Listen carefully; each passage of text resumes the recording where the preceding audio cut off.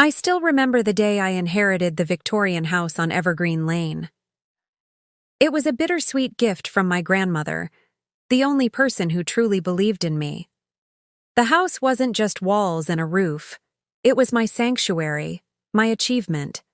My future secured in hardwood floors and hand-carved moldings.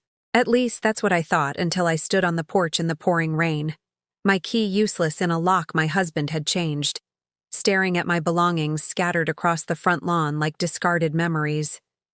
Before we jump back in, tell us where you're tuning in from, and if this story touches you, make sure you're subscribed, because tomorrow I've saved something extra special for you. He had no idea that every property document bore my name alone, and that would be his undoing. The first time I walked through that house, I was overwhelmed. 3 stories of history, with bay windows that caught the morning light and a wraparound porch where my grandmother used to tell me stories of resilience and independence. "Eleanor," she'd say, her voice soft but unwavering, "a woman must always have something that belongs only to her." The house was her final gift to me, her way of ensuring I would always have a place to stand on my own. I was 28 when I inherited it, fresh from a series of career disappointments and a relationship that had left me questioning my worth. The house needed work, extensive renovations that would drain my savings and consume the next 2 years of my life. But I threw myself into it with everything I had. I learned to sand floors on YouTube, haggled with contractors over quotes, and spent countless weekends stripping decades of wallpaper alongside my best friend Mia, who thought I was crazy to take on such a massive project. "You could sell it," she suggested one evening as we sat exhausted on drop cloths, drinking cheap wine from coffee mugs. "Use the money for a down payment on something more manageable." I shook my head, running my fingers along the grain of the original hardwood floor we'd uncovered. "This is mine, Mia, something that can't be taken away." If only I'd remembered those words 3 years later when I met James. He was charming in that effortless way some men are, confident without arrogance, ambitious without ruthlessness. At least, that's the version of him I fell in love with. We met at a fundraiser for the local historical society. I was there because of my house. The renovations had sparked a passion for architectural preservation. He was there because, as I would later learn, he saw networking opportunities in every gathering. That's an impressive knowledge of Victorian architecture for someone who sells pharmaceutical equipment, I teased after he'd spent 20 minutes discussing the merits of restoration versus renovation. He smiled, the corner of his mouth lifting in a way that would become achingly familiar. "I'm full of surprises," he said, raising his glass. "And I believe in appreciating beauty in all its forms." I didn't tell him about my house that night, or the next. In fact, I held on to that piece of information like a secret treasure. Not intentionally at first, it just never came up naturally. He lived in a sleek downtown apartment that matched his polished image: modern furniture, abstract art, a view of the city skyline. When he suggested coming over to my place, I deflected. "It's being renovated," I said, which wasn't entirely a lie. There was always something being updated or restored. "It's more comfortable at yours." Looking back, I wonder if some part of me knew, some primitive instinct for self-preservation that recognized the predatory gleam beneath his attentive gaze.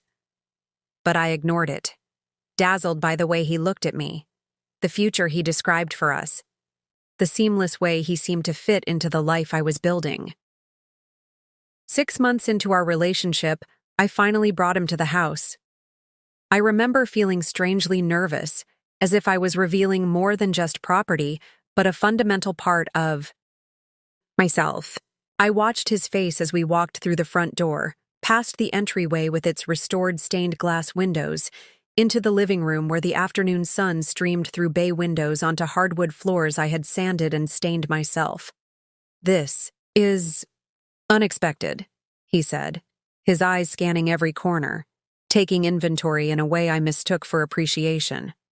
"When you said you had a place with a few renovations, I pictured a small bungalow or a fixer-upper condo. I smiled, pride warming my chest. It was my grandmother's. She left it to me about 5 years ago. Something flickered across his face, so quickly I almost missed it. A recalculation.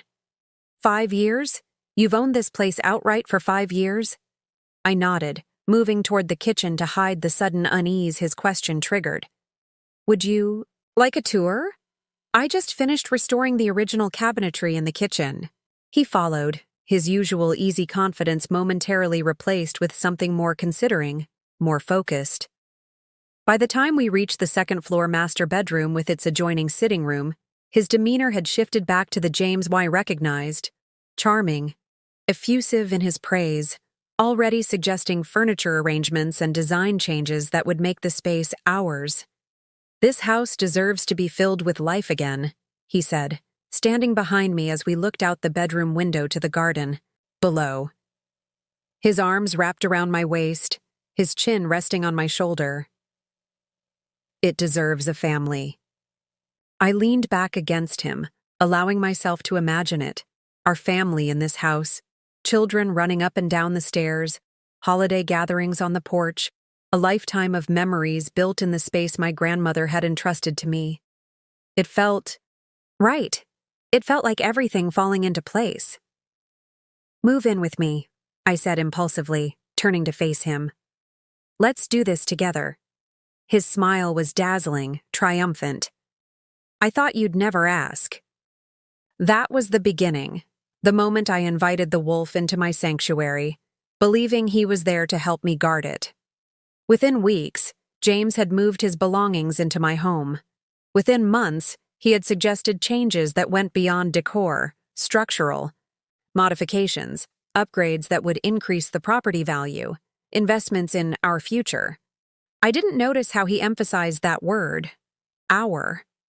I didn't recognize it for what it was, the first step in a calculated campaign to claim something that had never belonged to him. And I certainly didn't realize that my grandmother's final gift, the deed with only my name on it, locked away in my home office safe, would eventually become both the target of his scheme and the weapon of my revenge. The first year with James in my grandmother's house felt like living in a dream, the kind where everything seems perfect, yet somewhere in your subconscious, you know you'll eventually have to wake up. But I was too enraptured to notice the alarm bells. Our life together unfolded like a carefully orchestrated performance. James brought an energy to the house that had been missing, a masculine presence that somehow made the Victorian beauty seem more complete. Friends commented on how well we complemented each other, my thoughtful restoration work paired with his bold vision for modernization. We were the couple people pointed to and said, "They've figured it out. You two are relationship." Goals, Mia told me over brunch 6 months after James moved in. Seriously, Elle, I've never seen you this happy. And I was happy. I truly was. We hosted dinner parties where James charmed our guests with his knowledge of wine and his plans for expanding his pharmaceutical sales territory. I renovated the third-floor space into a home office where I could grow my architectural consulting business. On weekends, we'd work on house projects together, James handling the heavy lifting while I focused on the historical details that needed preserving. This crown molding is original to the house, I explained one Saturday as we repainted the Sat's dining room. My grandmother said it was hand-carved by the original owner in 1897. James ran his fingers along the intricate pattern, his expression appreciative. It's beautiful craftsmanship, he agreed. Then he added, though I bet we could have something similar custom-made for the living room, complete the look throughout the first floor. I hesitated. The living room molding is original too, just a different style. That's part of what makes these old houses special, the evolution of the space over time. He kissed my forehead, a gesture that always made me feel simultaneously cherished and slightly diminished. Preparing and narrating this story took us a lot of time, so if you are enjoying it, subscribe to our channel. It means a lot to us. Now back to the story. I defer to the expert. he said with a smile that didn't quite reach his eyes. But think about it. A cohesive design would raise the property value considerably.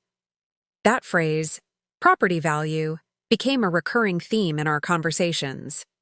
James viewed the house as an investment first, a home second. I told myself this was practical, mature, that my emotional attachment to every creaking floorboard and wavy glass window pane was perhaps too sentimental. We need to think about our future, he'd say whenever I balked at one of his suggested renovations. This place could be worth twice as much with the right updates. 7 months after moving in, James suggested we get married. It wasn't a traditional proposal. There was no ring, no bended knee. We were lying in bed on a Sunday morning, sunlight filtering through the curtains I'd sewn myself from vintage fabric that matched the period of the house. "We should make this official," he said, his fingers tracing patterns on my bare shoulder. "Get married, combine our finances, really build this life together." I propped myself up on one elbow, studying his face. "Are you proposing to me, James Mitchell?" He smiled, that confident smile that still made my heart skip. "I'm suggesting we be practical. We're already living like we're married. Let's make it legal and get the benefits that come with it." Not the most romantic proposal, but I told myself. It was refreshingly honest. Adult. I said yes. We married 3 months later in the backyard garden I'd painstakingly restored using my grandmother's old photographs as reference. It was a small ceremony. Just 30 guests, a string quartet, and a catering team James insisted on hiring despite my preference for something more personal. "We only do this once," he said, overriding my concerns about the cost.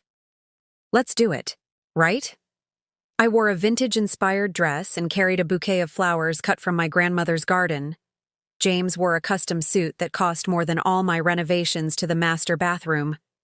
When we exchanged vows under the arbor draped with climbing roses, I felt a sense of completion, as if the final piece of my life had clicked into place. My grandmother had left me more than just the house. She'd left me the foundation for the life I'd always wanted. And now I was sharing it with someone who seemed to appreciate its value, if in a different way than I did. After the wedding, James suggested I add his name to the deed. "For tax purposes," he explained. I hesitated, remembering my grandmother's words about a woman always having something of her own. "It's just a formality," he assured me, his voice casual but his eyes intent. "We're married now. What's mine is yours, and what's yours is mine. Right?" I deflected, promising to look into it. Something held me back.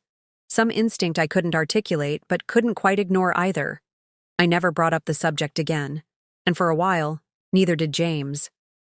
Our first anniversary came and went. We celebrated with an extravagant dinner at an exclusive restaurant downtown. James gave me diamond earrings. I gave him a vintage watch I'd had restored. He seemed pleased, but later that night, he returned to the subject of the house. "I've been thinking about the East Wing," he said as we got ready for bed. "That space is underutilized. We could expand, add a proper master suite with a luxury bathroom, walk-in closets." The East Wing was what James had taken to calling the original master bedroom and adjoining sitting room, the space where my grandmother had spent her final years. I'd preserved it largely as it had been, updating only what was necessary for comfort and functionality. "It would be a major structural change," I said carefully. "And expensive." James waved this away. "We could take out a home equity loan. The house has appreciated significantly since we've been upgrading it. It's the perfect time to leverage that equity." I felt a flutter of unease. "I'd have to think about it. That part of the house is special to me." He came up behind me as I removed my earrings, meeting my eyes in the mirror. "Eleanor, at some point, you have to decide if this is a museum to your grandmother or our home. Don't you think she would want us to make it our own?" His words stung because they contained a grain of truth. My grandmother had been practical, forward-thinking, but she'd also respected history, tradition, the value of preservation. She wouldn't have wanted me to erase her presence entirely, would she? Let me think about it, I repeated. James sighed, that little exhale of disappointment he'd perfected. Of course, no rush. But there was a rush, though I didn't recognize it then. A timetable I wasn't privy to. A plan already in motion that would ultimately reveal the stranger I had married. Looking back, I can pinpoint the exact moment when things began to shift. It was a Tuesday evening, about 18 months into our marriage. I had been working late, on a consultation project for a historical building downtown. When I arrived home, there was an unfamiliar luxury SUV parked in our driveway. Inside, I found James in the dining room with a man I'd never seen before. Tall, impeccably dressed, with the sharp eyes of someone constantly calculating values and opportunities. "Eleanor," James said, standing as I entered. His smile was broad, but didn't quite match the intensity in his eyes. "This is Garrett Phillips. He's a developer I've been talking to about some investment opportunities." I shook Garrett's hand, noting the heavy signet ring and too firm grip. "Nice to meet you. What kind of investment opportunities?" There was a brief glance between the men before James answered smoothly. "Garrett specializes in historic properties. I was showing him some of the work we've done here." "Spectacular home," Garrett said, his gaze sweeping the room in a way that made me feel as though he was mentally stripping it down to studs and calculating square footage. "James tells me you've done most of the restoration work yourself." "Yes," I replied, setting my bag down with deliberate care. "My grandmother left me the house. Preserving its character has been a labor of love." Garrett nodded, though his expression suggested the concept of labor of love was foreign to him. "James mentioned you might be considering some more substantial renovations, perhaps even an addition?" I looked at James, who was watching me with an expression I couldn't quite read. "We've discussed some possibilities," I said carefully. "Nothing definite." "Well," Garrett handed me a business card with his company logo, Phoenix Development. "Bringing new life to old spaces. When you're ready to take the next step, I'd be happy to offer my expertise. Properties like this have enormous potential when approached with the right vision."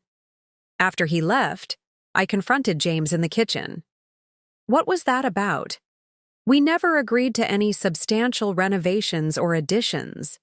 James was pouring himself a whiskey, his movements deliberate. "It was just an exploratory conversation, Eleanor. Garrett's a useful contact to have. His company specializes in historic renovations and expansions." "From what I could tell, his company specializes in gutting historic buildings and turning them into luxury condos," I countered, remembering articles I'd read about Phoenix Development's controversial projects. James took a slow sip of his drink. "You're being dramatic. I'm simply exploring options that could increase our property value and give us more space." "Isn't that what you want? Room for a family someday?" The way he wielded that word, family, like a weapon against my reservations became a familiar tactic. Who could argue against planning for children, against progress and growth, against financial security? But it wasn't just the unexpected visitor that unsettled me. It was the shifting dynamics in our home. James had begun rearranging things without consulting me, moving furniture, replacing items, making decisions that once would have been discussions. One afternoon, I came home to find the antique writing desk that had belonged to my grandmother, gone from the study, replaced by a sleek modern workstation. "Where's the desk?" I asked, standing in the doorway, unable to step into the room that suddenly felt foreign. James barely looked up from his laptop. "I put it in storage. That old thing was impractical. The drawers stuck and there wasn't enough. Workspace." "You should have asked me first," I said, my voice tight with controlled anger. "That desk was important to me." He sighed, finally meeting my eyes. "Eleanor, we can't keep every piece of your grandmother's furniture forever. We need to make this house functional for us, not preserve it like a time capsule from 1970.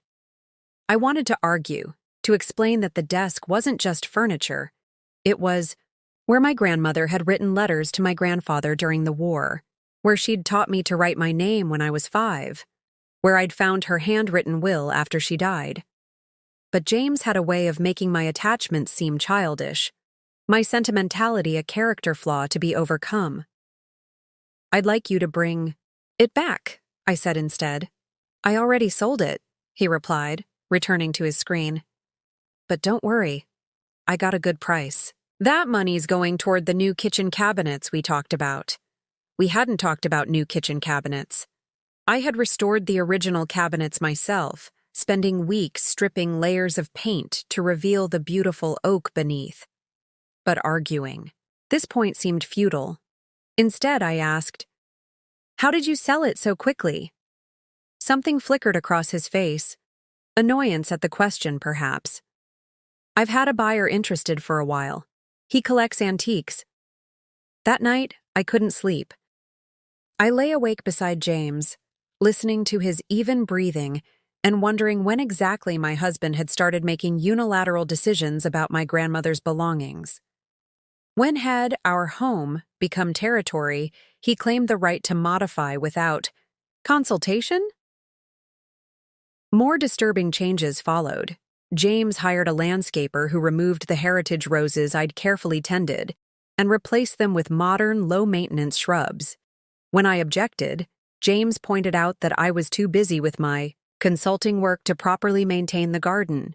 "I'm just trying to help," he said, his tone reasonable, concerned. "You're stretching yourself too thin. This way, everything still looks beautiful, but you don't have to worry about it." He began encouraging me to take on more consulting projects, to expand my client base. "Your talent deserves recognition," he'd say.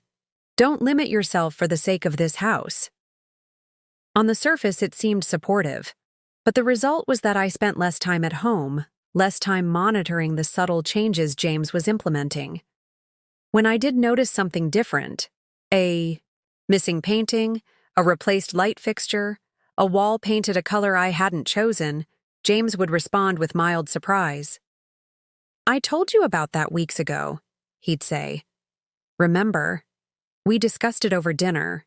You agreed it was a good idea." But I didn't remember.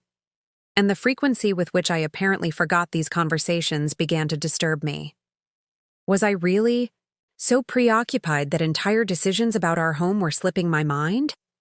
Or was something else happening? I started keeping notes, small, private records of our discussions, changes to the house, financial decisions. I told myself it was just to stay organized, to combat my apparent forgetfulness. But deep down, a part of me was building evidence. Though for what, I wasn't yet ready to admit. The most troubling incident came when I returned from a 3-day consulting trip to find James had converted my grandmother's sitting room into a home gym, complete with expensive equipment, mirrored walls, and rubber flooring over the original hardwood. "Surprise," he said, gesturing proudly at the transformation. "Now we don't have to drive to the fitness center. Convenient, right?" I stared at the space, unrecognizable now, stripped of everything that had made it special. The reading nook where my grandmother had taught me to love books was now occupied by a treadmill. The area where her favorite chair had sat now held a weight bench. "How could you do this without asking me?" I whispered, shock making my voice faint. James frowned, his expression shifting to wounded disappointment. "I wanted to surprise you. I thought you'd be pleased. You've been talking about wanting to exercise more." "Not like this," I said. "Not by destroying this room." His face hardened slightly.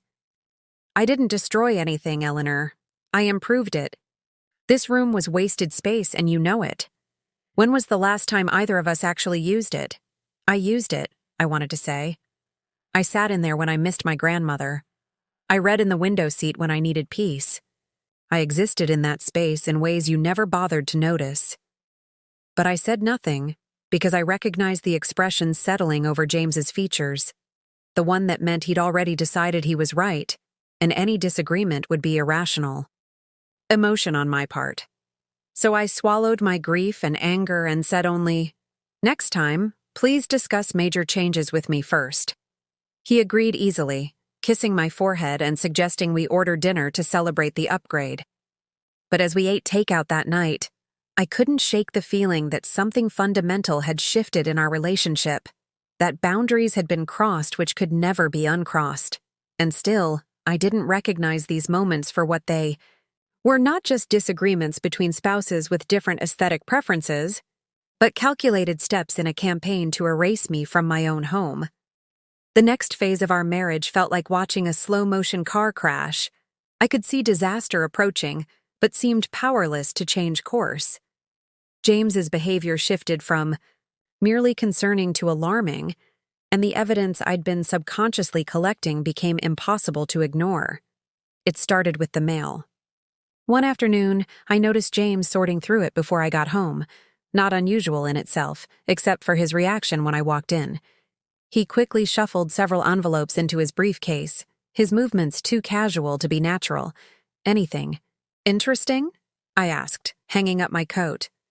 "Just bills and junk," he replied, not quite meeting my eyes. "I'll take care of them." I might have let it go, but something in his tone made me uneasy.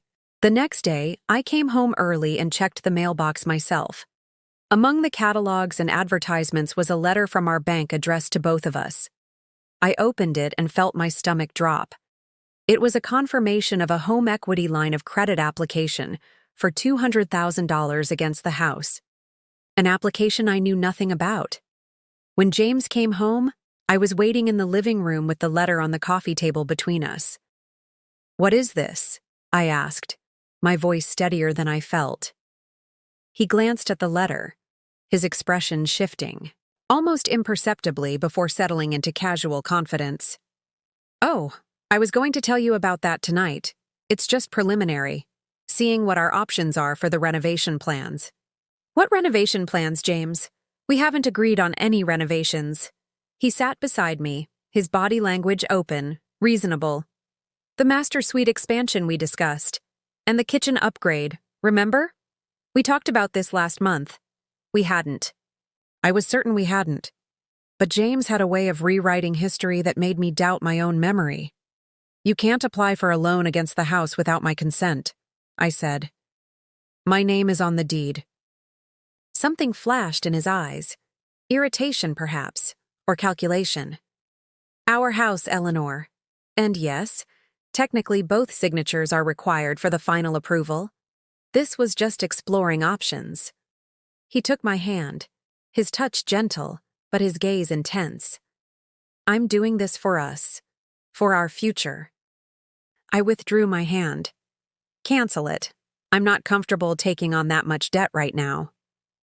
He agreed, too easily.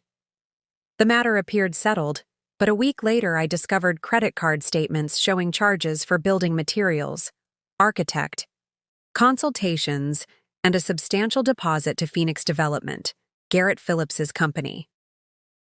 When I confronted James again, his explanation shifted. "It's just preliminary work," he insisted. "Getting things lined up so when you're ready we can move quickly. The market's hot right now for renovation projects." "With whose money?" I demanded. "These charges are over $30,000. "Investment capital," he said vaguely. "Business connections. Don't worry about it." But I was worried. Increasingly so. Then came the dinner party that changed everything. James insisted on hosting several of his colleagues and their wives, including Garrett Phillips and, surprisingly, his own divorce attorney, a sharp-featured woman named Vanessa, whom I'd met only once before. Throughout the evening, I noticed how James seemed to be performing, showcasing the house, discussing our plans for extensive renovations as if they were already in progress. Several times he referred to design decisions we had made that I'd never heard of. "Eleanor has an eye for potential," he told the group as he refilled wine glasses. "She saw what this old place could become even before I did." It was as if he was describing a stranger, a version of me that existed only in his narrative. I smiled and nodded, too confused by the discrepancy to challenge him in front of guests. Later, I overheard a conversation that chilled me to the bone. I had gone to the kitchen to brew coffee and was returning when I caught James speaking to Garrett and Vanessa in lowered voices in the hallway. "The issue is the deed," James was saying. "I've tried to get her to add my name, but she's surprisingly stubborn about it." Vanessa nodded thoughtfully. "Marriage generally entitles you to a share of assets acquired during the union, but pre-existing property can be trickier. How long has she owned it?" "5 years before we met," James replied. "But I've invested significantly in improvements. And we've been married nearly 2 years now." "Documentation is key," Garrett interjected. "Every dollar you've put in, every improvement that's increased the property value, all of that strengthens your position." "And if she continues to resist the renovations?" James asked.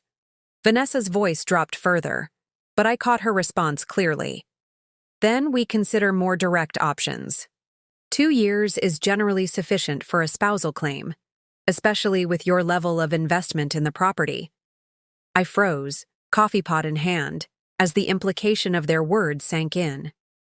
This wasn't about home improvement. This was about ownership. My husband was consulting with his divorce attorney about how to claim my house. I retreated to the kitchen, setting down the coffee pot with shaking hands. Was I misinterpreting?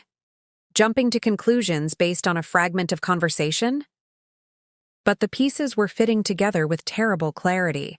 The pressure to add his name to the deed, the unauthorized loan application, the excessive documentation of improvements and their costs, the gradual erasure of my grandmother's presence, and, by extension, mine, from the house.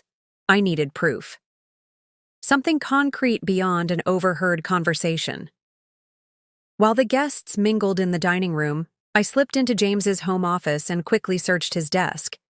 In the bottom drawer, beneath a stack of financial statements, I found a folder labeled Property Acquisition, Evergreen Lane. Inside was a detailed plan, spreadsheets tracking investment in the property, documentation of every change made to the house, appraisals showing increased value, and most disturbing of all, a timeline with benchmarks. The final entry, scheduled. For 3 months from now, simply read, "Transfer of ownership complete." My hands trembled as I photographed the documents with my phone, then carefully returned everything exactly as I'd found it. I rejoined the party, smiling mechanically, playing my role as the gracious hostess while my mind raced with implications and possibilities. That night, after our guests left and James had gone to bed, I sat alone in what remained of my grandmother's study, staring at the photos on my phone. The evidence was undeniable. My husband had been systematically positioning himself to take control of my home, not through honest negotiation or mutual decision-making, but through manipulation and legal maneuvering. I thought back to my grandmother's words, "A woman must always have something that belongs only to her." She had given me this house as protection, as security, as a foundation for independence. And now the man I had welcomed into it was plotting to take it away. For the first time since noticing James's concerning behavior, I allowed myself to name what I was feeling. Betrayal. Deep, cutting betrayal that went beyond mere disappointment or marital disagreement. This was calculated, premeditated, and I had nearly missed it entirely, but I hadn't missed it. I had seen the signs, even when I tried to explain them away. I had kept notes, taken pictures, maintained my name alone on the deed despite pressure to do otherwise. Some part of me, some instinct for self-preservation, had been awake and vigilant even while I told myself everything was fine. Now that vigilance would serve a new purpose. If James wanted a war for my grandmother's house, he would discover that he had severely underestimated his opponent. Because while he saw only a property to be acquired, I saw my heritage, my security, my future. And I was prepared to fight for it with everything I had. The pivotal moment, the one that would forever divide my life into before and after, came, On a rainy Thursday in October. I had been out of town for 3 days at a historic preservation conference in Chicago. My presentation on adaptive reuse of Victorian structures had been well received, and several potential clients had approached me afterward. For the first time in months, I felt like myself again, professional, competent, valued for my expertise, rather than diminished for my sentimentality. I called James from the airport to let him know my flight had landed early. "Great," he said, his voice oddly flat. "I'm actually out with some colleagues. Business dinner, don't wait up." There was something in his tone, a forced casualness that raised the hairs on the back of my neck. But I dismissed the feeling, attributing it to travel fatigue and the static on the line. "I'll grab a cab then," I said. "See you later tonight." The rain was coming down in sheets when the taxi pulled up to my house. I paid the driver, grabbed my suitcase, and hurried up the walkway, already imagining a hot bath in the clawfoot tub I'd painstakingly restored last spring. But when I reached the front door and inserted my key, it wouldn't turn. I tried again, jiggling the key gently as I sometimes needed to with the antique lock. Nothing. The key that had opened this door for 5 years before James entered my life, and for 2 years since, wouldn't turn. I stood there in the rain, water dripping from my hair down my collar, confusion slowly giving way to a terrible understanding. I tried calling James. No answer. I walked around to the back door, my rolling suitcase bumping awkwardly over the wet grass. That key didn't work either. Through the kitchen window, I could see that something was wrong. The vintage farmhouse table where we ate breakfast was gone, replaced by a sleek glass-topped dining set I'd never seen before. The curtains I'd sewn by hand had been replaced with modern blinds. My breath caught in my throat as I circled back to the front of the house, peering through windows as I went. The living room furniture had been rearranged, new art hung on the walls. And most disturbingly, there were boxes stacked in the entryway, boxes labeled Eleanor in James's precise handwriting. I was still standing there, drenched and disbelieving, when a black SUV pulled into the driveway. But it wasn't James who stepped out. It was a stranger, a broad-shouldered man in a dark jacket who approached me with professional caution. "Ma'am," he said, "I'm going to have to ask you to step away from the property." I stared at him, rain mingling with the tears I hadn't realized were falling. "This is my house," I said, my voice barely audible over the drumming of rain on the porch roof. The man's expression remained impassive. "I have instructions from Mr. Mitchell that you're not permitted on the premises." "Instructions," I repeated, the word feeling foreign on my tongue. "I own this house. My name is on the deed." The man, a private security guard I now realized, shifted. Uncomfortably, but held his ground. "I'm just doing my job, ma'am. Mr. Mitchell said you'd likely come by, and I'm to ensure you don't enter the property. He said your belongings would be made available to you tomorrow." I fumbled for my phone with numb fingers, intending to call the police. But as I did, another car pulled up behind the security guard's SUV. James stepped out, sheltered by an umbrella, looking completely unsurprised to find me standing locked out of my own home in the pouring rain. "Eleanor," he said, his voice carrying a rehearsed sympathy that made my skin crawl. "I was hoping we could do this more civilly." "Do what?" I demanded, though I already knew. He approached, stopping a careful distance away. "I think we both know this marriage isn't working. I've filed for separation, and as part of that process, I've secured the marital home." Secured the... I couldn't even finish the sentence. So outrageous was his claim. "This is my house, James. Mine before we ever met." He smiled thinly. "That's for the courts to decide. I've made significant investments in this property and, as your spouse, I have legal rights to assets regardless of whose name is on the paper. In the meantime, I've been advised to maintain possession." I looked past him to the security guard, who was pretending not to listen, then back to James. You changed the locks. You threw my things in boxes. I've had your essential items packed with care, he countered smoothly. You can collect them. Tomorrow. I've arranged a hotel room for you downtown, all paid for until this is sorted out. He held out a hotel key card as if offering some great kindness. I ignored it. Where's my grandmother's silver? Her china? The family photos? Something flickered across his face. Irritation at the question, perhaps. Everything of value has been properly inventoried for the divorce proceedings. This is illegal, I said, my shock giving way to cold anger. You can't just lock me out of my own home. As I said, that's for the courts to decide. James gestured to the security guard. Tom here will ensure the property remains secure. I suggest you take the hotel key and call my attorney in the morning. This doesn't have to be ugly, Eleanor. But it already was ugly. Horrifically ugly. I stood there, soaked to the skin, staring.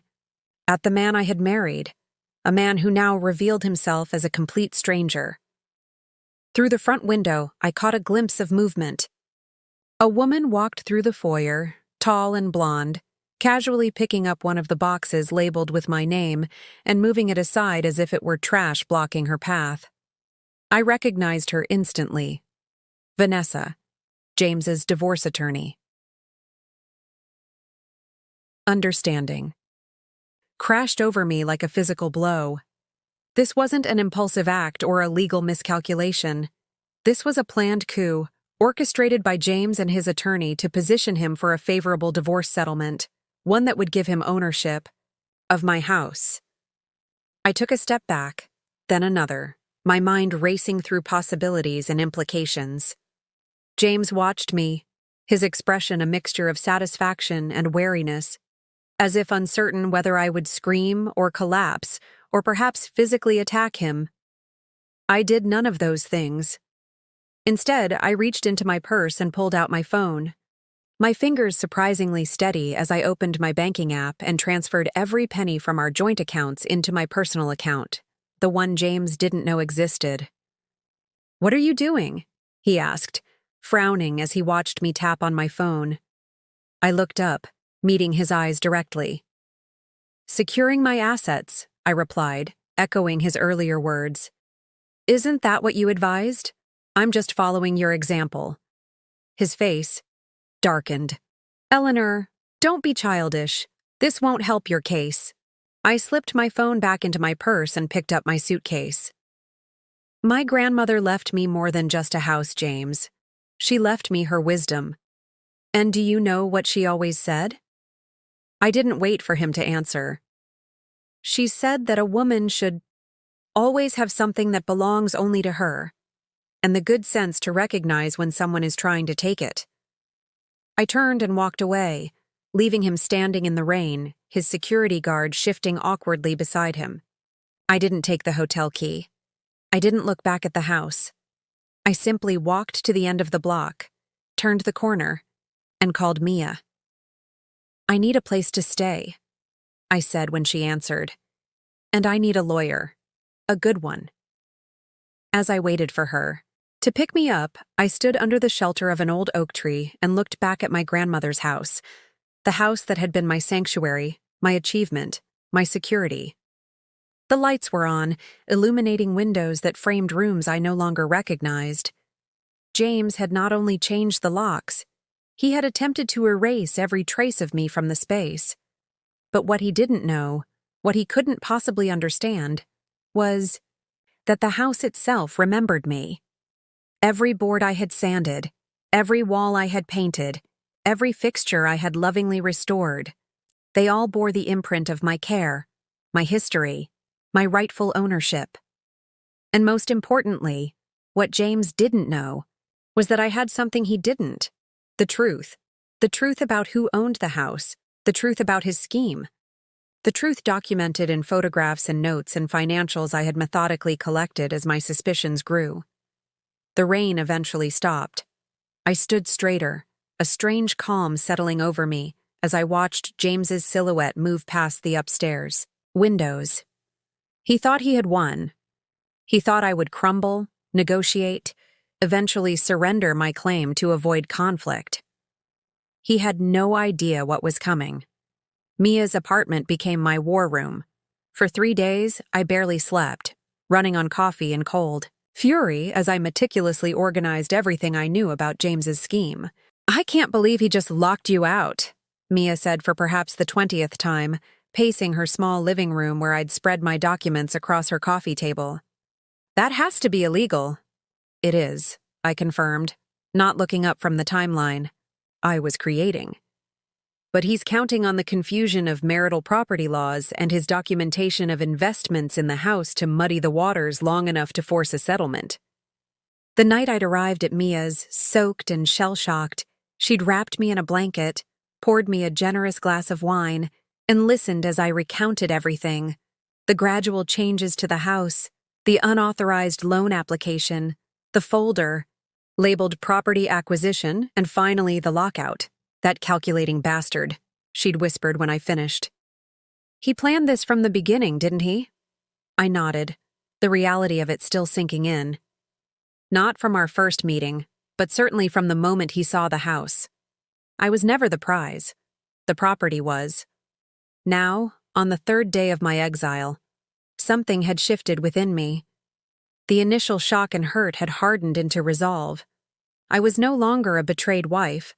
I was a strategist preparing for battle. And unlike James, who saw only a valuable piece of real estate, I understood what was truly at stake: my grandmother's legacy, my independence, my future. "I need a lawyer," I said, looking up at Mia. "Not just any lawyer, someone who specializes in property disputes and understands historic homes." Mia stopped pacing. "I might know someone. My cousin worked with a woman on a historical easement issue last year. Said she was brilliant. Caroline Reeves. Want me to call her?" I nodded. Immediately. While Mia made the call, I continued organizing my evidence. The photographs of James's secret folder, the notes I'd kept of our conversations, bank statements showing my personal funds used for house maintenance and restoration. Most importantly, the original deed and my grandmother's will, both safely stored in a safety deposit box James knew nothing about. Caroline Reeves agreed to meet with me that afternoon. She was everything I needed: sharp, direct, and intimately familiar with both property law and the specific challenges of historic homes. "This is unusual," she said after reviewing my documents in her downtown office. "Usually in marital disputes involving pre-owned property, there's at least some ambiguity about improvements and investments. But your documentation is extensive." I nodded. "I've always kept detailed records of the house: restoration costs, original features, historical documentation. It was important to me to track the home's history and my contribution to preserving it." Caroline tapped her pen against the original deed. "And your name is the only one on this document? You never added your husband?" "Never," I confirmed. "He pushed for it, especially after we married, but something always held me back."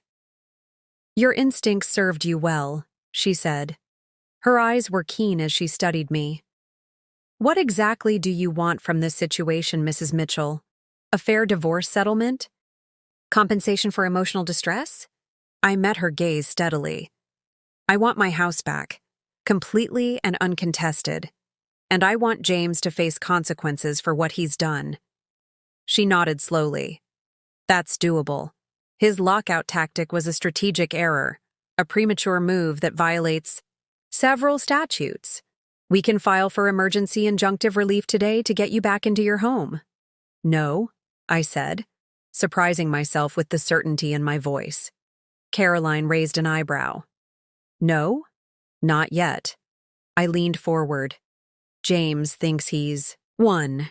He believes I'm devastated, scrambling, without resources or recourse. That assumption is our advantage." A small smile curved Caroline's lips. "You want to build a stronger case before showing your hand?" "Exactly." I pulled out my phone, bringing up a photo I'd taken of James's timeline.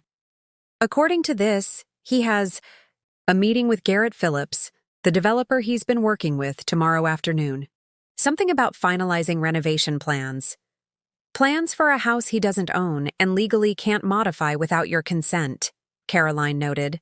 Precisely. I want documentation of that meeting.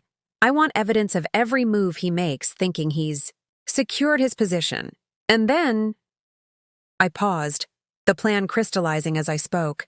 Then I want to be ready when he discovers he's built his scheme on a foundation of sand. Caroline studied me with new appreciation.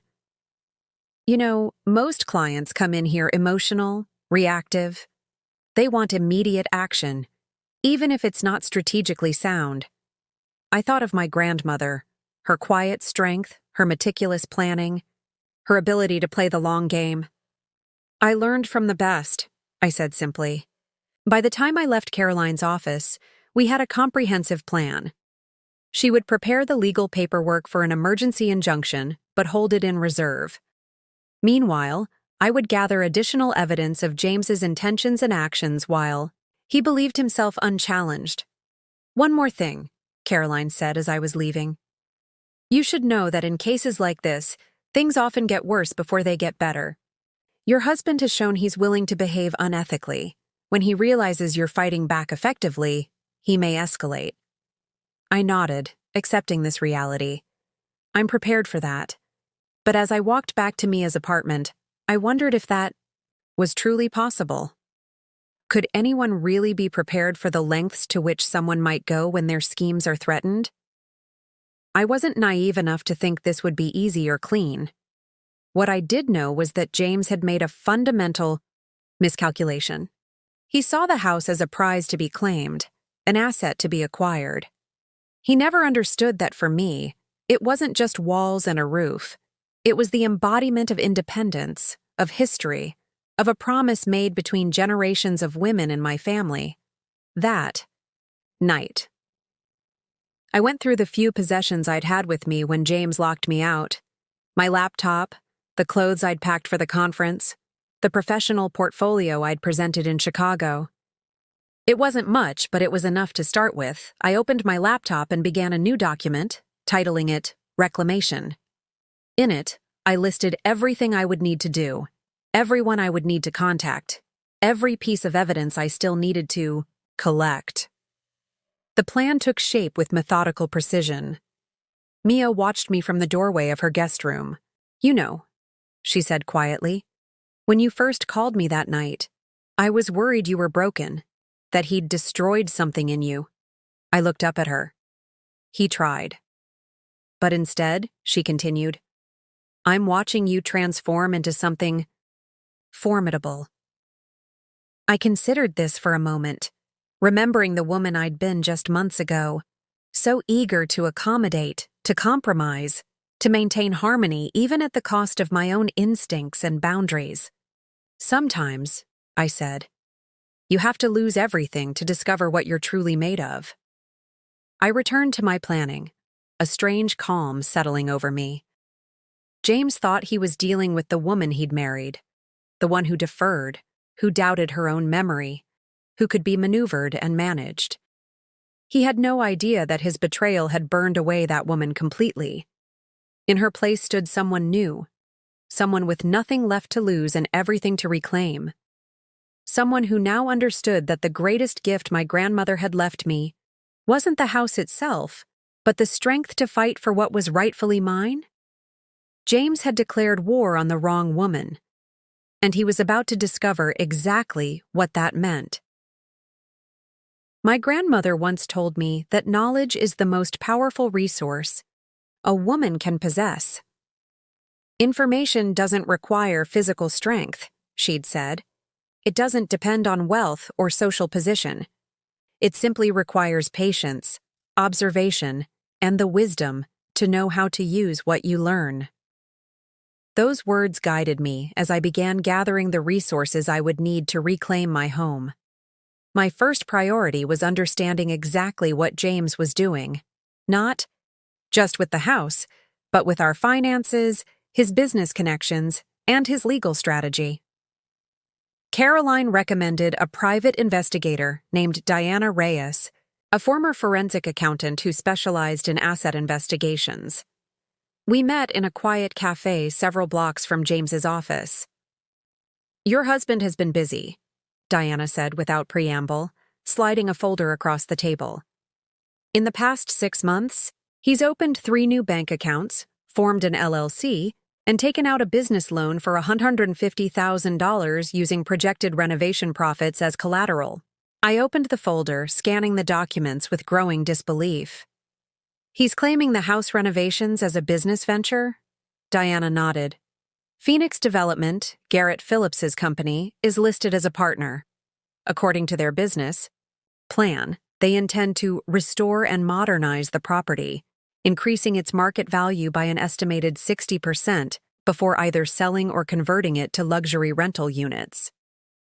My stomach twisted at the thought of my grandmother's home being carved into rental apartments, its history and character subordinated to profit margins.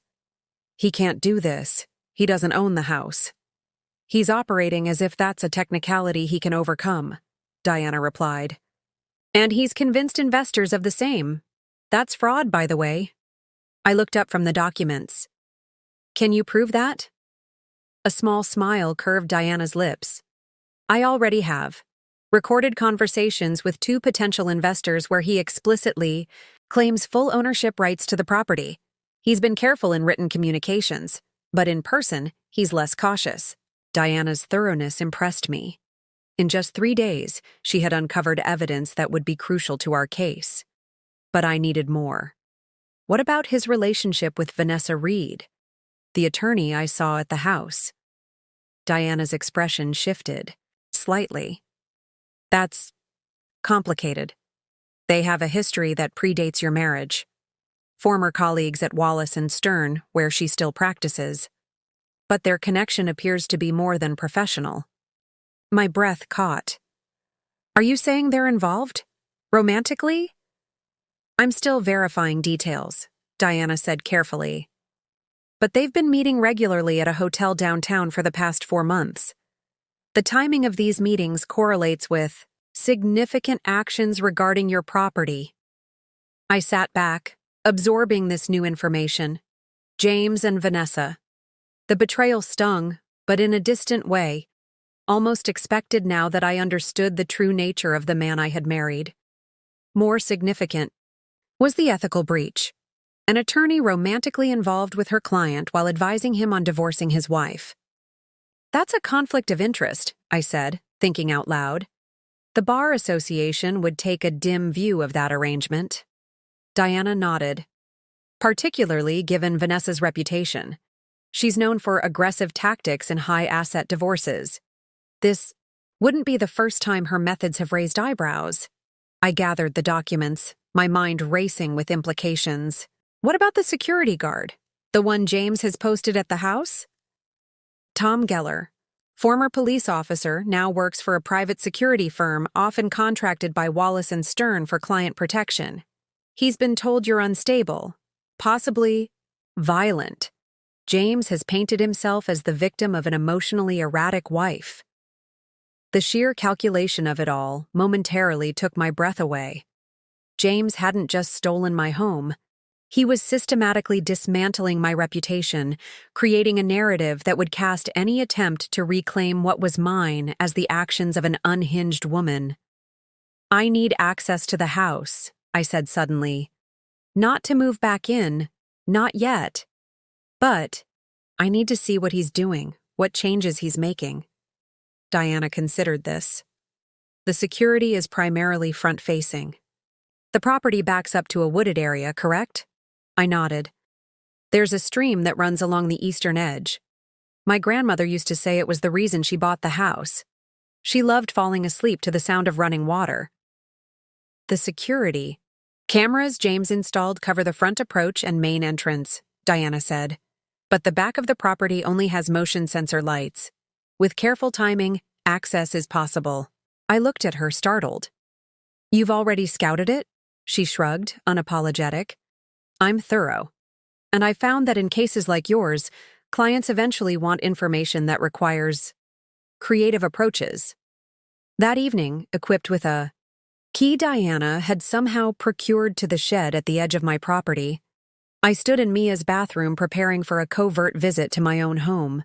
I pulled my hair back severely, dressed entirely in black, and applied a dark baseball cap, the kind of disguise that feels ridiculous until you need it not to be. "This is insane," Mia whispered as she drove me to a spot 2 blocks from the house. "If you get caught, I won't," I said with more confidence than I felt. "The security guard changes shift at 9. There's a 15-minute window when coverage is minimal." Mia reached across the console and squeezed my hand. "Just be careful, and text me the second you're clear." I nodded, then slipped out of the car and into the gathering darkness. The route through the neighbor's yard, across the stream via the small footbridge, and up through the wooded area behind my property was familiar. I'd walked it countless times while renovating the gardens. But never like this. Heart pounding, every sense heightened, moving in silent increments through the shadows of trees my grandmother had planted decades ago.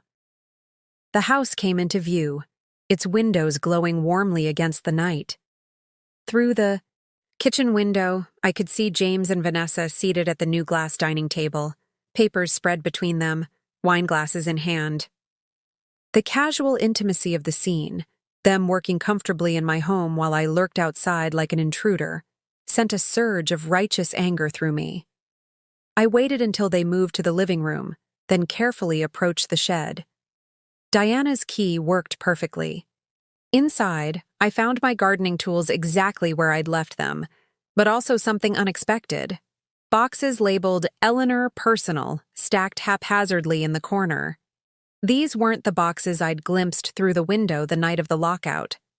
These contained items James had deemed unworthy of even keeping in the house. Photo albums, my grandmother's handwritten recipe books, the quilt she'd made me for my 16th birthday. Things of immeasurable personal value but no monetary worth. I quickly photographed everything, then turned my attention to the real reason for my visit. Hidden beneath a loose floorboard in the shed was a waterproof container holding documents I'd placed there years ago. The original blueprints for the Quarry house, the complete deed history, and most importantly, a handwritten letter from my grandmother explaining why the property would never be in anyone's name but mine. "This house has sheltered 4 generations of our family's women," she'd written. "It has been our refuge, our strength, our independence when the world would deny us those things. Guard it well, Eleanor. It belongs to you and you alone. Never to be surrendered, never to be taken." I secured these precious documents inside the waterproof pouch Diana had given me, then made my final, most crucial stop. Climbing the ancient oak tree that grew beside the master bedroom, a tree I'd climbed countless times as a child, I positioned myself to see through a gap in the curtains. The bedroom had been completely transformed. My antique vanity was gone, replaced by sleek, masculine furniture in dark woods and chrome. On the walls where my carefully curated gallery of family photos had hung were now modern art pieces I'd never seen before. But most tellingly, on the bedside table lay architectural plans, rolled out and weighted at the corners with books. I carefully aimed my phone's camera, zooming in as much as possible to capture images of those plans. Even from this distance, I could make out the title, Phillips Mitchell Luxury Conversion, Victorian to Modern. They weren't just renovating my home, they were planning to obliterate every trace of its history, its character, everything that made it the sanctuary my grandmother had intended. As I carefully made my way back down the tree and retreated through the woods, a cold clarity settled over me. This wasn't merely about property or divorce assets anymore. This was about preservation, of history, of legacy, of promises that stretched across generations. James Mitchell had declared war not just on me, but on everything my grandmother had worked to protect. And in doing so, he had awakened something in me that he could not possibly have anticipated. The fierce, uncompromising spirit of the women whose blood ran in my veins and whose determination now fueled my own. "They're planning to gut it completely," I said, spreading the photographs. across Caroline's desk the next morning. The original moldings, the stained glass, the hand-carved staircase, all of it gone, replaced with what they're calling contemporary luxury features. Caroline studied the architectural plans I'd managed to capture. This goes well beyond normal renovations. They're essentially planning to hollow out a historic home and leave only the facade. It's barbaric, I whispered, the word catching in my throat. It's also illegal, Caroline replied, her voice crisp with professional outrage. These plans would require permits, historical board approval, and most importantly, consent from the legal owner, which is you and only you. Diana, who had joined us for this strategy session, nodded in agreement. The good news is that they haven't filed for these permits yet. According to my sources at the city planning office, they've only made preliminary inquiries about the process.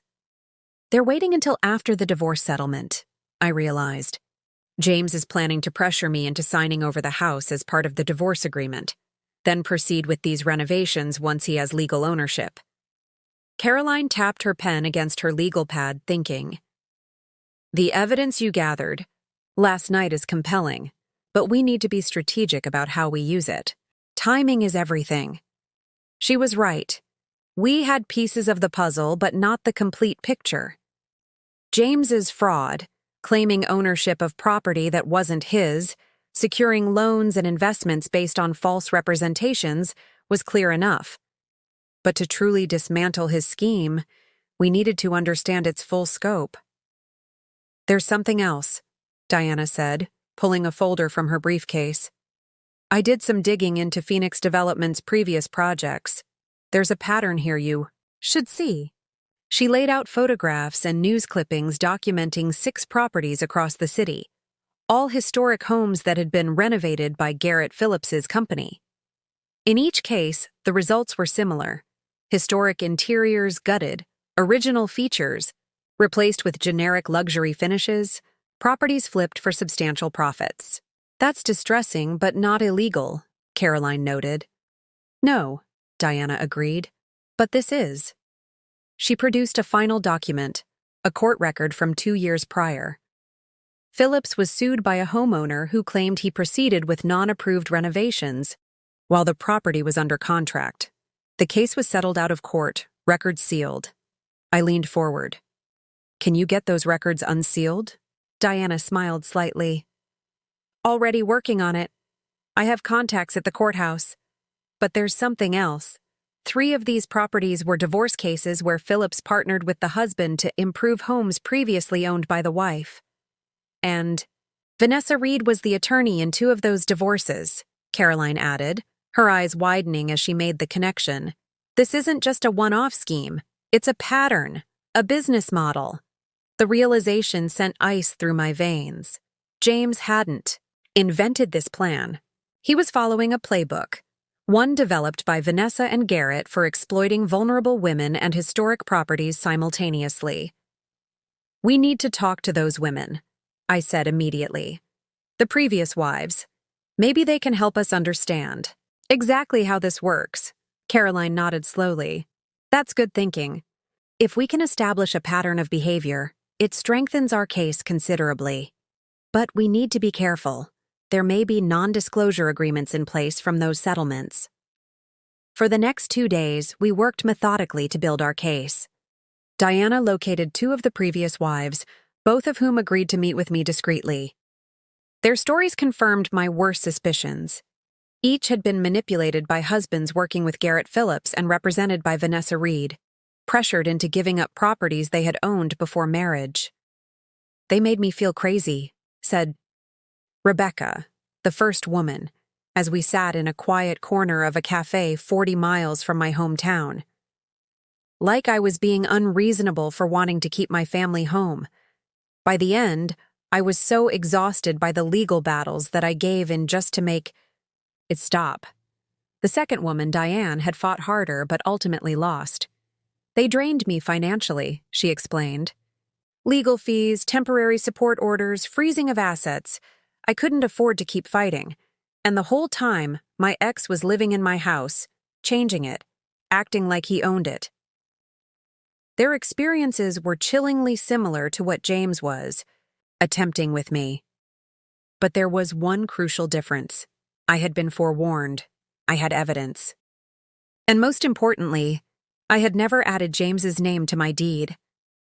While Diana continued her investigation, Caroline worked on legal preparations. She drafted emergency motions, prepared evidence exhibits, and consulted with a judge she trusted about the unusual nature of our case. "We need to time this perfectly," she explained during our final planning session. "File too early, and they'll have time to counter-maneuver. Too late, and they might take irreversible actions with the property." "What about the Historical Society?" I suggested. "The house is over 100 years old. It's not on the historic register yet, but it would qualify. Could we get some kind of protective designation?" Caroline's eyes lit up. "That's brilliant. Eleanor, a historical designation would create additional barriers to the kind of renovations they're planning, and it would bring public attention to the preservation value of the property." I felt a flutter of hope for the first time in days. "I have documentation of all the original features, the home's architectural significance, even old photographs from when it was first built. My grandmother kept meticulous records." "Perfect. I know someone on the Historical Preservation Board," Caroline said. "We'll need to move quickly, but it's absolutely worth pursuing." Meanwhile, I had one more crucial task to complete. Using contact information Diana had secured, I reached out to several of James's investors, people who had put money into the Phillips Mitchell luxury conversion project based on his representations about property ownership. I didn't accuse directly. Instead, I posed as a potential additional investor, asking careful questions about ownership structure, permitting, and the property's legal status. The responses were revealing. Most believed James was the sole owner, that permits were in process, and that the investment opportunity was secure. "This is textbook investment fraud," Caroline confirmed after reviewing the email exchanges. "He's soliciting funds based on misrepresentations about his ownership interest in the property." By the end of the week, our strategic preparation was complete. We had documented James's false claims of ownership to investors and business partners, the unauthorized architectural plans for gutting my historic home. The pattern of similar schemes involving Vanessa Reed and Garrett Phillips, James's diversion of marital assets to fund the fraudulent project, the conflict of interest in Vanessa's representation. Of James, most importantly, we had established beyond question my sole legal ownership of the property through the original deed, my grandmother's will, and documentation of my independent restoration work before James entered my life. "We're ready," Caroline said, reviewing our evidence one final time. "But there's still the question of timing. When do we move?" I considered this carefully. Diana had informed me that James and Garrett Phillips had scheduled a meeting with all their investors for Monday morning, a project kickoff, where they planned to present the final architectural plans and timeline for renovations. "Monday," I decided. "We'll let them make their presentation. Let them commit fully to their misrepresentations in front of witnesses. Then we move." Caroline nodded, a gleam of professional appreciation in her eyes. "Catching them in the act. I like it." "There's just one more thing I need to do before then," I said, thinking of the photograph I'd seen on my nightstand during my covert visit to the house, a picture of James and me on our wedding day, the only personal item he'd kept, visible in the transformed bedroom. Not because he treasured it, I was certain, but because it reinforced his narrative, that we were still married, that the house was rightfully our marital home, that his presence there was legitimate. "What's that?" Caroline asked. I met her gaze steadily. "I need to speak with James directly. One final conversation before everything changes." Caroline looked alarmed. "That's not advisable from a legal perspective. Anything you say could be—" "I know the risks," I interrupted gently. "But this isn't just a legal battle for me. It's personal.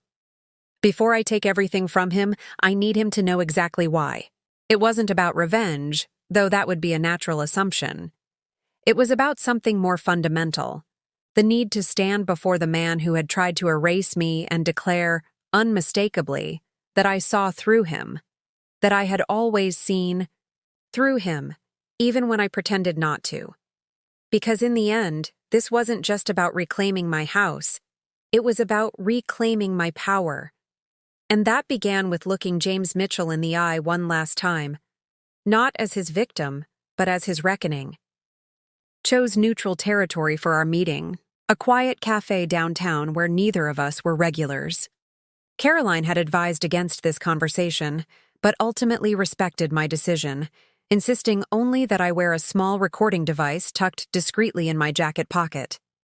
I arrived early, selecting a table in the back corner with clear sight lines to both exits. When James walked in 15 minutes later, I was struck by how ordinary he looked. The same tailored suit, the same confident stride, the same practiced smile that had once made my heart race. Now I saw only the calculation behind it. "Eleanor," he said, sliding into the seat across from me. "This is unexpected. I assume you've reconsidered the separation terms?" I studied him for a moment. This stranger I had married. "In a way," I replied, keeping my voice neutral. "I wanted to understand something before we proceed further." His posture was relaxed, but his eyes remained watchful. He thought he was humoring me, a predictable formality before I surrendered to his legal maneuvering. "What would you like to understand?" "When did you decide to take my house?" I asked simply. Something flickered across his face, surprise at my directness perhaps, but he recovered quickly. "That's not a productive framing of the situation, Eleanor. The marital home is a shared asset, regardless of whose name is on the deed." "That's not what I asked." I leaned forward slightly. "I want to know when you made the decision. Was it the first time you saw it? When you realized its market value? Or later, after you'd assessed how easily I could be manipulated?" His expression hardened. "I don't appreciate your tone or your implications. If you requested this meeting just to hurl accusations—" "It was the sitting room, wasn't it?" I interrupted. "When I showed you my grandmother's sitting room and mentioned that the house had been in my family for generations, I saw something change in your expression that day, a recognition of opportunity." James sat back, his facade of reasonableness slipping slightly. "You're being melodramatic. This is exactly why I've been concerned about your stability. These conspiracy theories, they're not theories when I have evidence," I said quietly. His hand, reaching for his water glass, paused mid-air. "What evidence?" I smiled slightly. "The folder in your desk drawer labeled Property Acquisition, Evergreen Lane. Your recorded conversations with investors claiming sole ownership of my house. The architectural plans to gut a historic home you don't legally own. Should I continue?" The color drained from his face, replaced almost immediately by a flush of anger. "You've been in my office? Going through my private papers? That's criminal? Unethical? Manipulative?" I supplied. "Interesting how those words only matter when your actions are on the receiving end." James glanced around the cafe, then leaned in, his voice low and threatening. "Whatever you think you know, whatever you think you've found, it won't hold up. Vanessa has already prepared for potential complications. You signed documents during our marriage that you apparently don't remember. Joint property agreements, investment authorizations. Forgeries," I said calmly. "Easily disproven with handwriting analysis." His confidence wavered visibly now. "It would be your word against mine, and I have documentation of your increasingly erratic behavior, your emotional instability. No one would believe—" "They already do," I cut in. "The Historical Preservation Board, the Fraud Division of the District Attorney's Office, the Bar Association Ethics Committee currently reviewing Vanessa's conflict of interest. They all find my evidence quite compelling." "For the first time?" Since I'd known him, James appeared genuinely unsettled. "You're bluffing." I reached into my bag and withdrew a single photograph, not of documents or evidence, but of the tree outside the master bedroom window, the one I'd climbed as a child, and more recently to photograph his renovation plans. "My grandmother planted that oak the year she moved into the house," I said, sliding the photo across the table. "She told me it would stand guard, witness to our family's history." "I wonder what it's witnessed recently, James. What conversations? It's overheard between you and Vanessa? What plans it's seen unfold in a bedroom that never belonged to you?" He stared at the photograph, understanding dawning in his eyes. "You've been watching the house." "I never left it," I corrected him. "Not really. You changed the locks, James, but you didn't change the fact that every board, every nail, every inch of that property knows who its true owner is." I stood, gathering my bag. "Enjoy your investor meeting on Monday. I believe it will be quite memorable." He grabbed my wrist as I turned to leave. "This isn't over, Eleanor." I looked down at his hand, then back to his eyes. "You're right about that," I agreed. "But it will be soon." Monday morning arrived with a clarity of purpose I hadn't felt in months. I dressed carefully in a tailored charcoal suit my grandmother had bought me when I opened my architectural consulting business. "Dress for the position you want," she'd advised. Today, that position was rightful owner reclaiming what was hers. The Phoenix development offices occupied the top floor of a downtown high-rise, all glass and chrome, designed to impress potential investors with its sleek modernity. I arrived.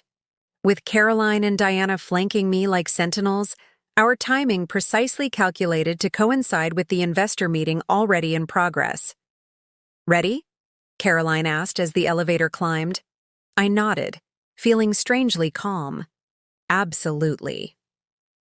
The receptionist tried to stop us, but Caroline simply handed her the court orders we'd obtained early that morning. Emergency injunctions freezing all assets related to the Phillips Mitchell luxury conversion project, along with a cease and desist order prohibiting any further misrepresentation of property ownership. We were directed to Conference Room A, where voices could be heard through the partially open door. James stood at the front of the room beside Garrett Phillips, gesturing to architectural renderings displayed on a large screen. Around the conference table sat 8 men and women in business attire. The investors who had been promised significant returns on a fraudulent project. Original features will be replaced with modern equivalents, raising the property value by an estimated 60%, James was saying as we entered. Construction is scheduled to begin next month, with completion targeted for... He froze mid-sentence when he saw me. The room fell silent. "Please," I said into that silence, "don't stop on my account. I'm fascinated to hear about the construction. Plans for my house." One of the investors, a silver-haired man near the head of the table, frowned. "Your house?" Mr. Mitchell indicated that he was the property owner. "A common misconception," Caroline interjected smoothly, stepping forward to distribute copies of the original deed and property records. "As these documents clearly show, the property at 1847 Evergreen Lane is owned solely by Eleanor Mitchell, who acquired it 5 years before her marriage." Garrett Phillips recovered first, his professional smile firmly in place. "There seems to be some confusion.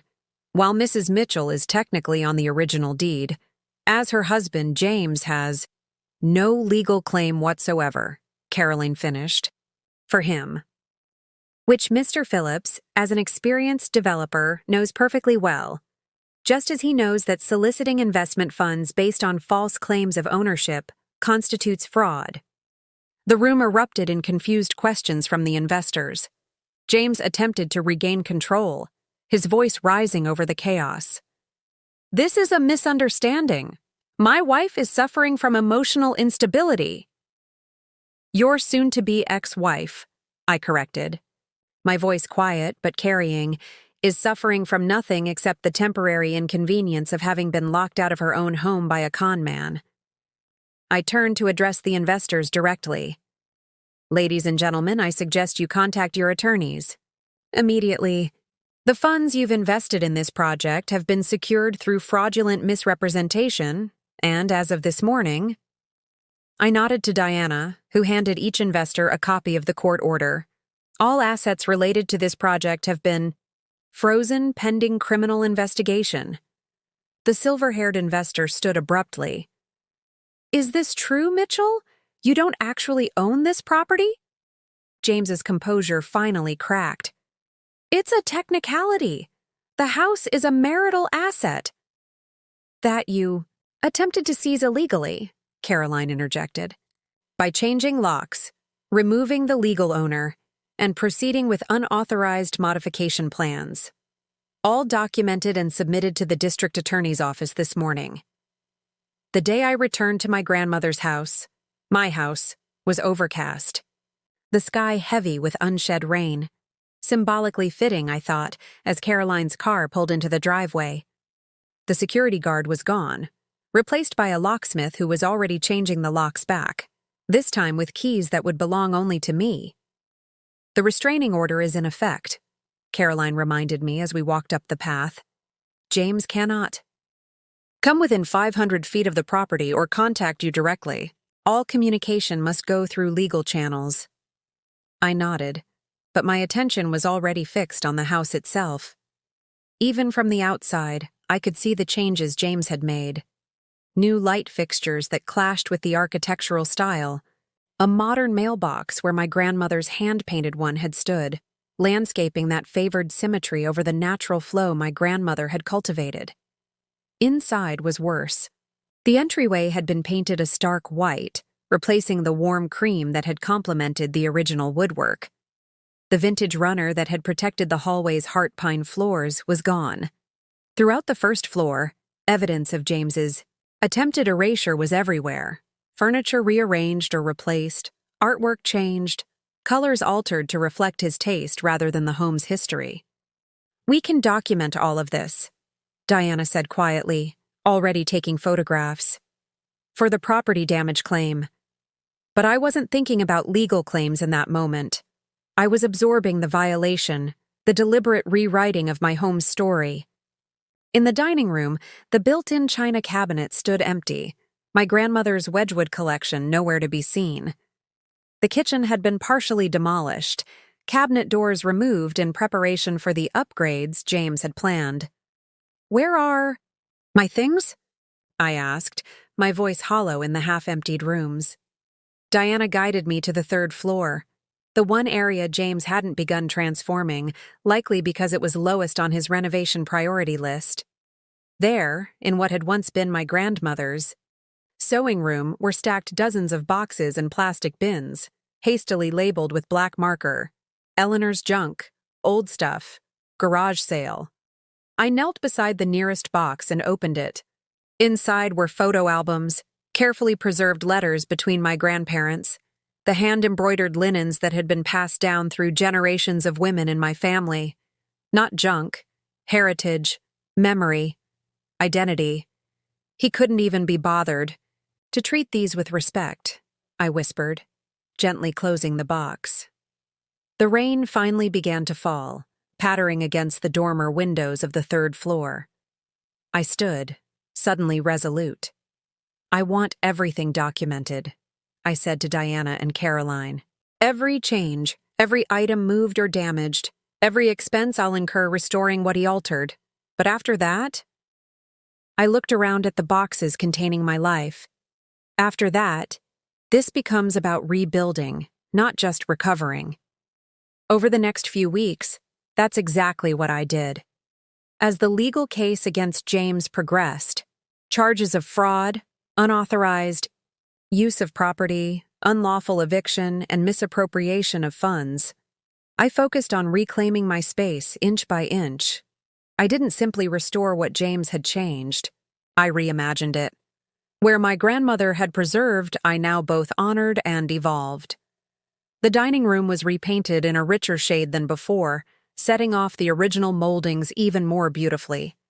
The kitchen cabinets weren't just replaced, but enhanced with custom features that respected the home's vintage while making it more functional. With each change, each decision, each nail-driven and brushstroke applied, I felt myself transforming alongside the house. I wasn't simply reverting to who I had been before James. I was becoming someone stronger, someone who understood both the value of preservation and the necessity of growth. 6 months after reclaiming my home, I sat on the wraparound porch in my grandmother's favorite rocking chair, watching the sunset paint the sky in shades of amber and rose. The oak tree she had planted cast long shadows across the newly restored garden, where heritage roses once again climbed trellises built to her specifications. The legal aftermath of James's scheme had been swift and comprehensive. He faced multiple felony charges, most of which he would ultimately plead guilty to in exchange for a reduced sentence. Garrett Phillips's development company was under investigation for similar schemes with other properties. Vanessa Reed had been referred to the State Bar Association for ethics violations. The investors had withdrawn their funds, and several had joined a civil suit against James and Phoenix Development.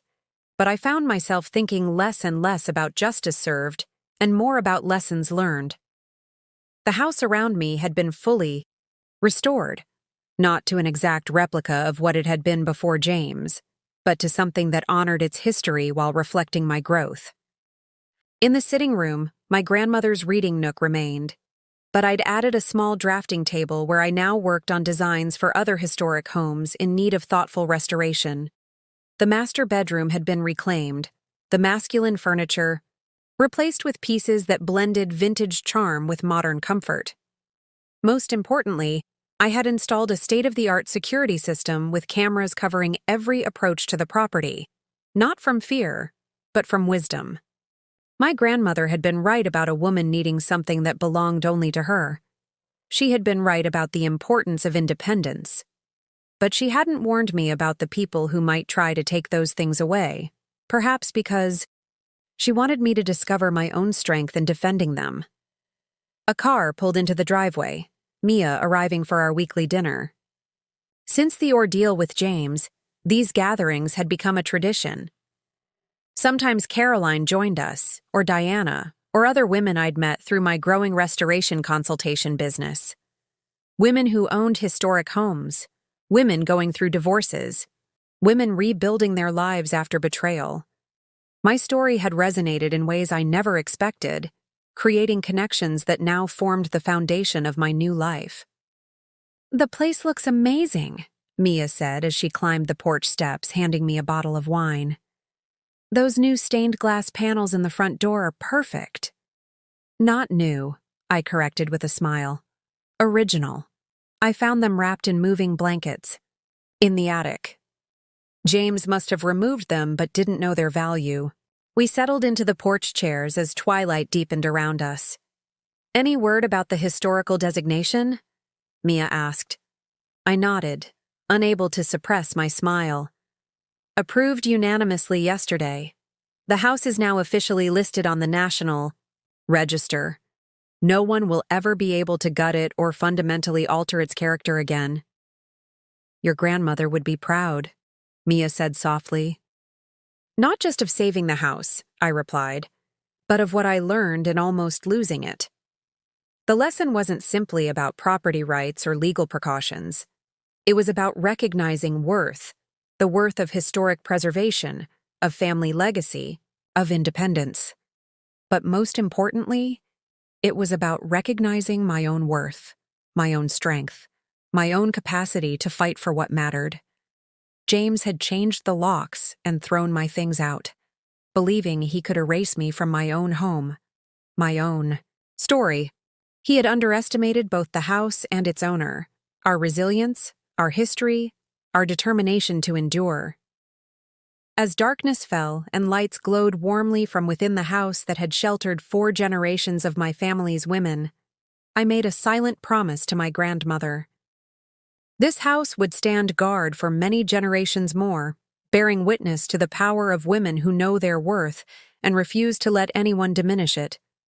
Some foundations cannot be shaken, some roots run too deep to be torn out, and some lessons, once learned, become the cornerstones upon which we build lives that no one, no matter how calculating, no matter how determined, can ever take away from us again.